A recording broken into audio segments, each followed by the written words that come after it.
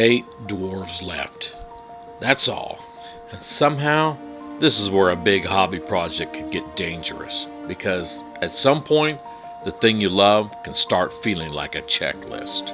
But the way out of that feeling was hiding in the details. The horn, the drums, the banner, even a mug and a pipe. The little touches that kept a unit from becoming just another batch. Each one gave me a reason to slow down again and enjoy the process.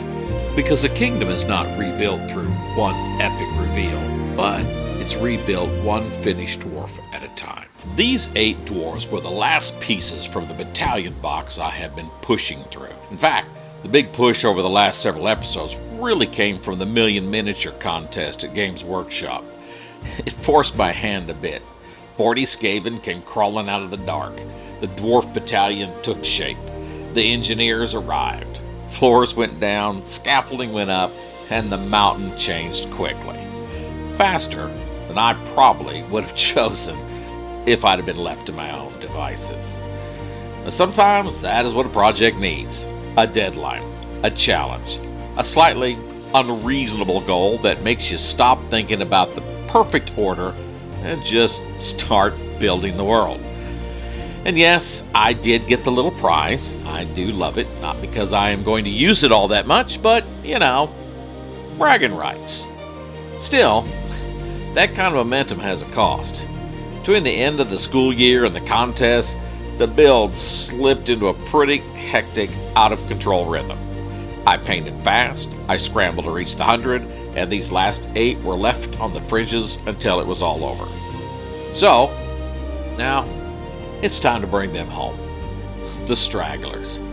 And of course, since this is Barak-Karandul, the ongoing story has to reflect that. The real build and the story keep talking to each other.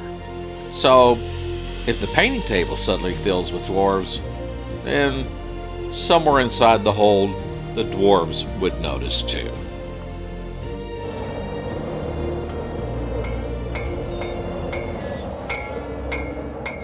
More came through the lower pass, bringing either tools or weapons.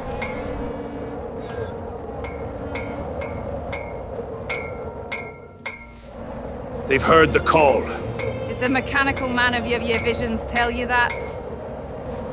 Aye, lass. Nearly so. So, back to the main question.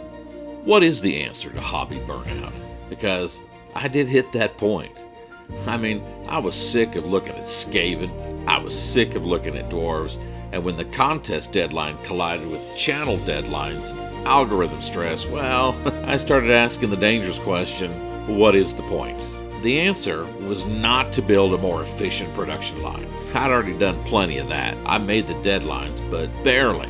So, when I turned back to these last 8 miniatures, part of my brain just went, no. I had started treating them like leftovers, and that was the problem. As a friend of mine back home says to me regularly, when this is no longer fun, stop. And I do think every passion project has those moments.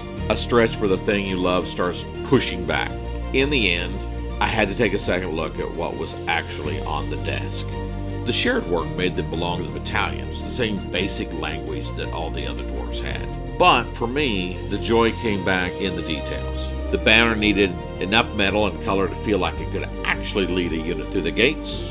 The horn needed that old copper brass look, not polished and perfect, but used. The drums needed to feel like stretched hide battlefield noise, not just 2 pale circles glued to a dwarf. And then there are the small things. A mug, a pipe. Those little oddities matter, because they remind me that these are not just 8 more models.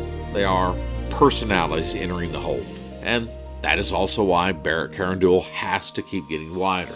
If the project becomes nothing but the dwarf of the week, I will burn out on the very thing I'm trying to build. So the world has to keep changing texture. I need to revisit and rescue the forest. There are caverns to delve, mines across the river, and can keep the painting fresh for me, and honestly, for you. The build has to change on camera because that's how it shows in life. In fact, that's why the scaffolding went up on the wall. Speaking of that scaffolding, I do want to give a quick shout out to Tabletop Terrain. When I was trying to acquire the pieces for last week's episode, I saw images on their site that were exactly what I needed, but not in the set I was buying. I emailed them, and within 24 hours, they had me hooked up. So, as the Dwarf Battalion reaches its conclusion, I am already looking forward. Next week is our first anniversary, so I want to do something special, and there are a few surprises coming for our Dwarven friends. I am sorry I doubted ye. Many have answered the call. Yes, More dwarves are coming? more than dwarves.